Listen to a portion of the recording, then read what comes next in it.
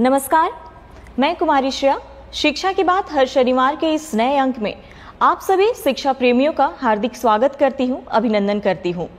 आज पुनः आप सभी शिक्षकों के द्वारा पूछे गए सवालों के जवाब के साथ हमारे बीच मौजूद हैं शिक्षा विभाग के अपर मुख्य सचिव doctor S Siddharth sir. Sir, बहुत बहुत स्वागत है आपका।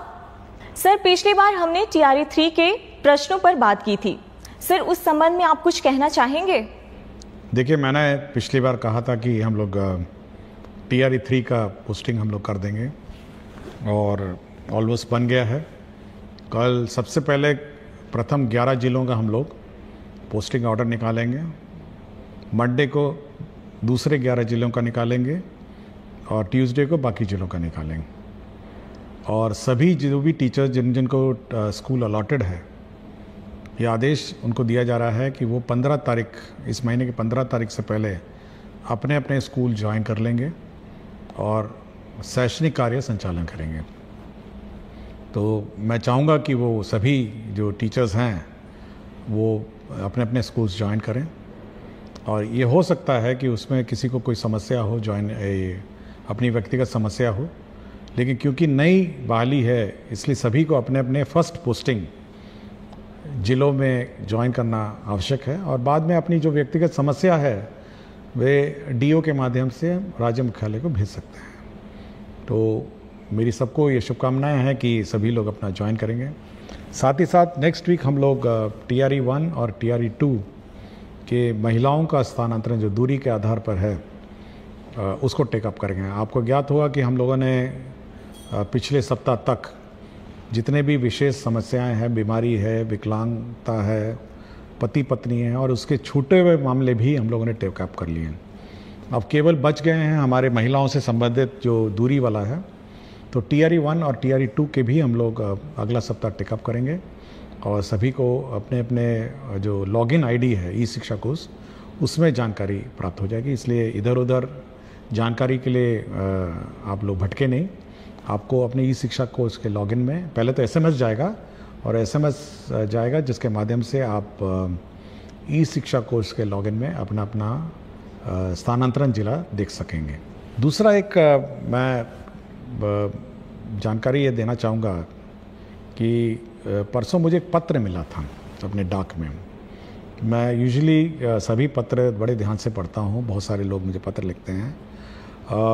मैं उस पत्र में बहुत सारे इश्यूज़ थे और विशेषकर जो टीचर्स की समस्याएं हैं उसके बारे में बड़ी लंबी चौड़ी पत्र थी। और ये एक BPSC TRE 1 के जो शिक्षक हैं उन्होंने लिखा। मैंने 2-3 बार इस पत्र को पढ़ा और क्योंकि मैं इस कार्यक्रम के माध्यम से हम लोग शिक्षकों की, बच्चों की, स्टूडेंट्स की समस्याओं पर हम लोग प्रकाश डालते हैं।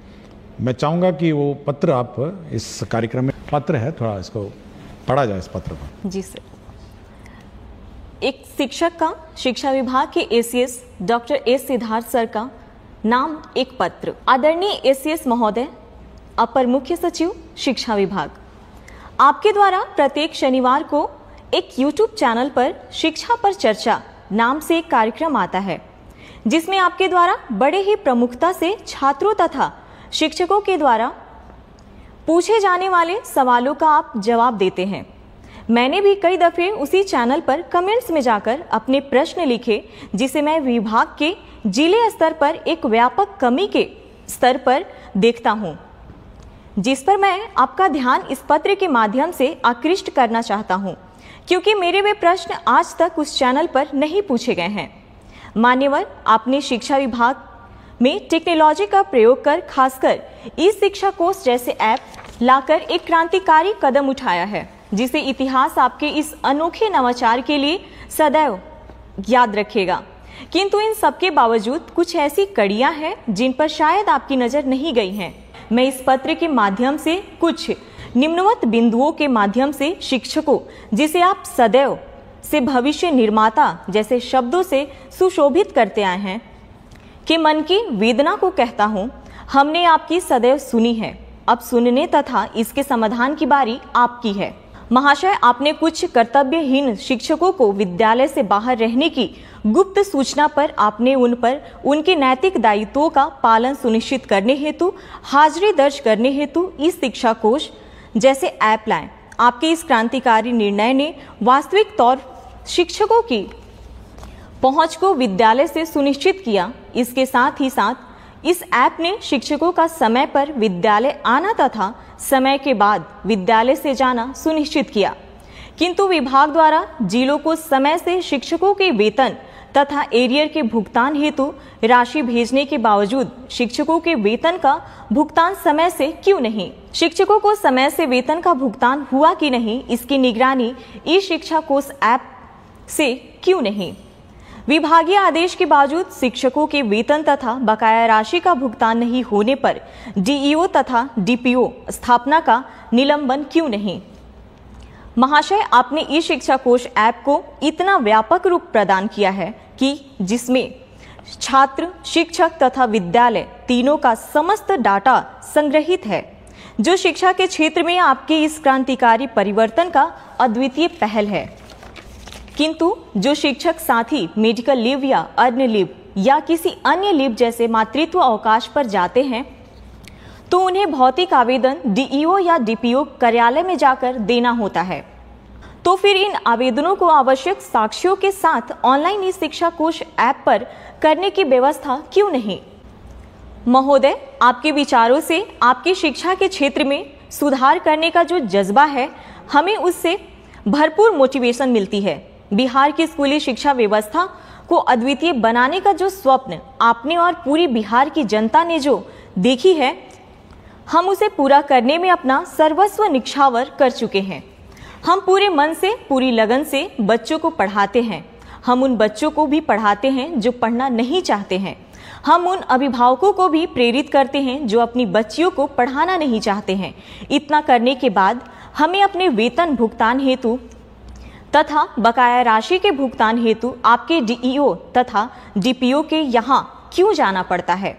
हम शिक्षकों को भी अपनी माँ तथा अपने वृद्ध पिता का इलाज कराने हेतु पैसे की आवश्यकता होता है। आपने अपने हालिया भाषण में कहा कि शिक्षक का नौकरी कोई रोजगार नहीं है कि यह पैसे के लिए किया जाए।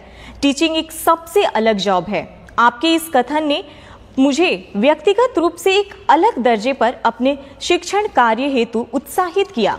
हम अपनी मजदूरी मांगना भूल भी जाएं, मगर हमारा आत्मसम्मान नहीं। आप शिक्षा विभाग के एसीएस होकर हम तमाम शिक्षकों को इतना मान सम्मान देते हैं। आप सभी शिक्षकों को आप कहकर संबोधित करते हैं, किंतु दुर्भाग्यवश आपके डीईओ, डीपीओ तथा उनके कार्यालय के लिपिक, परिचारी सभी लोग हमें अपमानित करते हैं। हमें तुम कहकर, कभी अरे कहकर बोला जाता है। हमें घंटों कार्यालय के बाहर इंतजार कराया जाता है। मान्यवर, आपके डीईओ तथा डीपीओ के दुर्व्यवहार के सामने आपका सारा मोटिवेशन समाप्त हो जाता है। उस पल हमें ऐसा लगता है जैसे शिक्षक बनना हमारे लिए गुनाह हो गया है। महाशय, हम शिक्षक अधिकांशतः आपके डीईओ तथा डीपीओ के कार्यालय में जाते क्यों हैं? अर्न लीव के लिए, मेडिकल लीव के लिए, मातृत्व अवकाश के लिए, वेतन भुगतान या बकाया राशि भुगतान के लिए। हम कार्यालय उपरोक्त कार्यों हेतु जाते हैं, तभी हमसे चढ़ावा मांगा जाता है, हमें अपमानित किया जाता है। अगर आप उपरोक्त कार्य हेतु ई शिक्षा कोश ऐप पर भी व्यवस्था कर दे तो कुछ हद तक हम शिक्षकों की मन की वेदना को आप दूर कर सकेंगे। महाशय, जब आप आपके डीईओ, डीपीओ महीने के 1 तारीख को अपनी मजदूरी ले लेते हैं, तो आप हम शिक्षकों की मजदूरी देने में 1 से 2 महीने का विलंब क्यों? एक अभिभावक अपने बच्चों का वेतन दिए बिना अपना वेतन कैसे पा सकता है? यह नैतिक रूप से बिल्कुल गलत है। आप भली भांति जानते हैं सर कि भूखे पेट मोटिवेशन भी काम नहीं आता है। आप और आपके डीईओ भाषण इसलिए दे देते हैं कि आपको कभी भी वेतन के लिए आपके अधिकार के कार्यालय का चक्कर नहीं लगाने पड़ते हैं। अतः महोदय से मेरा नम्र निवेदन होगा कि उपरोक्त बिंदु पर विचार करें ताकि बिहार के तमाम शिक्षक साथियों का दर्द कम हो। मैं इस पत्र को 2-3 बार पढ़ा और मैं इसीलिए इस पत्र को मैंने साझा किया क्योंकि इस कार्यक्रम को मेरे पूरे विभाग के अधीनस्थ सभी पदाधिकारी और कर्मचारी देखते हैं। और एक टीचर की वेदना जो है ना, जब वेतन समय पर नहीं मिलने का, उस वेदना को मैं बार बार हर मीटिंग में, जितना भी वीडियो कॉन्फ्रेंसिंग की मीटिंग होती है, मैं उनको कहता हूँ और ये मैं बार बार उनको चेतावनी देता हूँ। और आखिरी लास्ट टाइम मैंने जब मीटिंग किया था तो मैंने यहाँ तक चेतावनी उनको दे दी कि जब तक शिक्षकों का वेतन नहीं मिलेगा तब तक कार्यालय में जो पदाधिकारी हैं और कर्मचारी हैं ग्रुप डी छोड़ के, उनका वेतन की निकासी नहीं की जाएगी। मैंने यहाँ तक लास्ट टाइम कह दिया। और इस शिक्षक जो मुझे लगा TRE 1 के बहुत ही कमिटेड टीचर है, मतलब ये मेरे विचार से जब मैंने पत्र को बड़े ध्यान से पढ़ा तो मेरे मापदंड में बहुत एक आदर्श टीचर है, मतलब एक टीचर जिसकी मैं परिकल्पना करता हूँ और शिक्षा व्यवस्था जिसके कंधे पे है। और मेरा बहुत उम्मीद है ये TRE 1, TRE 2, TRE 3 और सक्षमता पास जो टीचर हैं कि इस प्रकार की भावना और इस प्रकार का जो मतलब कमिटमेंट है, यही हम सभी शिक्षक से चाहते हैं। यह उसका दूसरा उद्देश्य था। लेकिन अब जो देख के मुझे लगा कि हमारे शिक्षक कार्यालय, शिक्षा विभाग का कार्यालय जो है, अब वेतन तभी उसकी निकासी होनी चाहिए जब हमारे टीचर्स का वेतन पहले निकासी होगा। सबसे पहले जो फर्स्ट राइट है, पहले टीचर्स का वेतन निकासी होगा, उसके बाद ही हमारा जो सरकारी कार्यालय है उसका होगा। यह मैं पहले भी कह चुका हूँ और मैंने लास्ट टाइम इसकी चेतावनी भी दी थी। और इस बारे में शिक्षा विभाग बहुत सीरियस है। दूसरा ये है कि आपने देखा होगा पिछले सप्ताह हमने एक ग्रीवांस हैंडलिंग पोर्टल, एक वेबसाइट ई शिक्षा कोर्स का पार्ट बनाया, जिसमें 11 अव्यय उसमें है, 11 कंपोनेंट्स हैं, जिसमें भुगतान के बारे में है, जिसमें टीचर्स का अन्य टीचर तंग करने के बारे में है, जिसमें पब्लिक को टीचर तंग करने के बारे में है, जिसमें अन्य टीचर गायब हो जाने के बारे में भी है, जिसमें इंफ्रास्ट्रक्चर के बारे में है, बहुत सारे हैं। और इसको मैं रोज़ सुबह और शाम देखता हूँ। और यह निश्चित रही है, मैं सभी टीचर जो भी शिकायत उसमें है, और बिल्कुल यही शिकायत थी उसमें। जब मैंने खोला कि कितना पेमेंट पेंडिंग है तो बड़ा दुख हुआ मुझे कि मातृत्व अवकाश 1 साल पहले लिया था, अभी तक वेतन नहीं मिला उस पीरियड का, छुट्टी लिया उसका वेतन नहीं मिला। तो मुझे बड़ा ख़राब लगा जब मैंने लंबित वेतन और सैलरी और अरियर का जो कंपोनेंट देखा। तो मैं ज़रूर सभी को, मैं हमारे शिक्षक, जो हमारे शिक्षा विभाग के जो स्थानीय पदाधिकारी हैं, मैं ज़रूर चेतावनी देता हूं कि अगर कोई भी लापरवाही हुई शिक्षक के वेतन में, भुगतान में, तंग करने का, तो हम लोग उनकी जवाबदेही निर्धारित कर देंगे। ये मैं बिल्कुल स्पष्ट कर चुका हूं और उस पत्र में भी मैं स्पष्ट कर चुका हूं, मैं कोई लिखित में भी मैंने किया हुआ है। दूसरा है कि हम लोग ये व्यवस्था ज़रूर जो मांगा गया है कि सभी चीज़ें ऑनलाइन हो। आपके अवकाश है ऑनलाइन होगा, आपका CL होगा ऑनलाइन होगा, आपका मातृत्व अवकाश होगा ऑनलाइन होगा। और जहाँ तक का ये आवेदन पत्र हैं, जैसे इन्होंने मेंशन किया है, अर्न लीव है, मेडिकल लीव है, मातृत्व अवकाश है, वेतन भुगतान का बकाया है, ये सभी अब हम लोग ऑनलाइन ही करेंगे। मतलब अब ये जो कार्यालय में कागज़ जमा करना, फिर लोकल जो स्थानीय क्लर्क के बारे में विलम्ब करना, ये बड़ी सीख है। मैं बहुत प्रभावित हुआ इस पत्र के बारे में। शिक्षक ने अपना नाम नहीं बताया, उसने केवल ये लिखा है, एक शिक्षक BPSC TRE 1। तो मैं बहुत प्रभावित हुआ इस पत्र से। और ये मैं अपने ऑफिसर्स को कहूँगा कि ये सभी जो कमेंट्स और जो सुझाव दिए गए हैं, तो इस पर अमल करें और यह सुनिश्चित करें कि जो टीचर्स हैं वो ज़्यादा से ज़्यादा समय अपने विद्यालय में बिताएं। और साथ ही साथ इस बार आपको याद होगा कि हम लोगों ने मध्याह्न भोजन में भी हम लोगों ने प्रधान अध्यापक को अलग करने का निर्णय लेते हुए लोगों ने पायलट प्रोजेक्ट मध्याह्न भोजन का चालू किया है। देखिए, हम लोगों का ये उद्देश्य रहा है कि जो प्रधान अध्यापक हैं उनका जो मूल कार्य है, उनका मूल कार्य स्कूल में क्या संचालन हो रहा है, टीचर्स आए हैं नहीं आए हैं, कोर्स जो है जो सिलेबस है वो समय पे पढ़ाया जा रहा है नहीं जा रहा है, यह देखना है। साथ ही साथ बच्चों को किताबें मिल गई हैं, आपके जो रिपेयर्स हैं, छोटे मोटे रिपेयर्स हैं, नल है, बिजली का कनेक्शंस हैं, ये सब है, बहुत सारे बिल्स का भुगतान है। साथ ही साथ बच्चे स्कूल में आ रहे हैं नहीं आ रहे हैं, स्थानीय स्तर पर पंचायतों से जीविका और सभी जो भी स्थानीय जनप्रतिनिधि हैं उनके साथ बैठक करना और एक स्कूल का समन्वय समाज के साथ जोड़ना, तो ये सभी काम बहुत बड़ा काम है ये सब। और यह देखा गया है और ये मेरा जो इंस्पेक्शन और फीडबैक से मिला है कि जो समय मिड डे मील में लगा उससे जो शैक्षणिक कार्य है ये प्रभावित हो गया है। और हम चाहेंगे कि जो प्रधान अध्यापक जो टीम लीडर है, इसमें कोई जूनियर सीनियर की बात नहीं है, लेकिन एक डेजिग्नेटेड टीम लीडर के रूप में वो काम करे, एक टीम बिल्डिंग करे और साथ ही साथ जो सरकार का निर्देश है कि कैसे पढ़ाना है, स्कूल में गुणवत्तापूर्ण शिक्षा है, इसको सुनिश्चित करना है। अब जैसे हम देख रहे थे परसों पिछले सप्ताह ही बात है, अब एक टीचर का आपने देखा होगा कि एक ही फ़ोटो पे 10 दिन अटेंडेंस लगा दिया। तो यह भी काम प्रधान अध्यापक का है कि जब वो टीचर आ नहीं रहा है और उसका अटेंडेंस लग रहा है तो ये चेक करके ये पता करना कि भाई एक अटेंडेंस लग कैसे रहा है।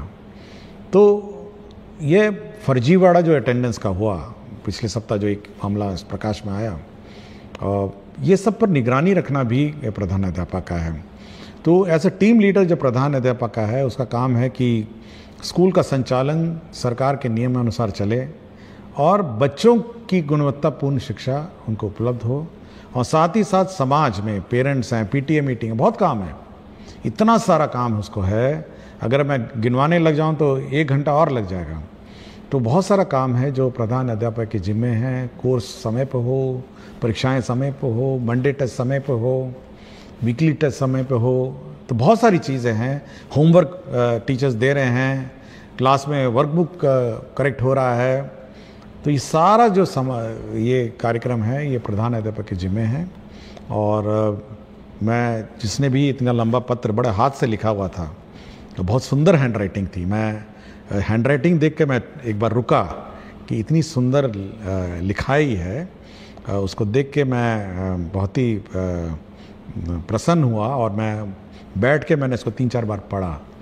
तो मैं आज इसीलिए मैंने आज इस कार्यक्रम को रखा कि आज एक बार इस पत्र के बारे में मैं सभी से चर्चा करूंगा और एक संवाद हम लोग शिक्षा में टीचर से संवाद स्थापित करना चाहते हैं, बच्चों से स्थापित करना चाहते हैं, अभिभावकों से करना चाहते हैं।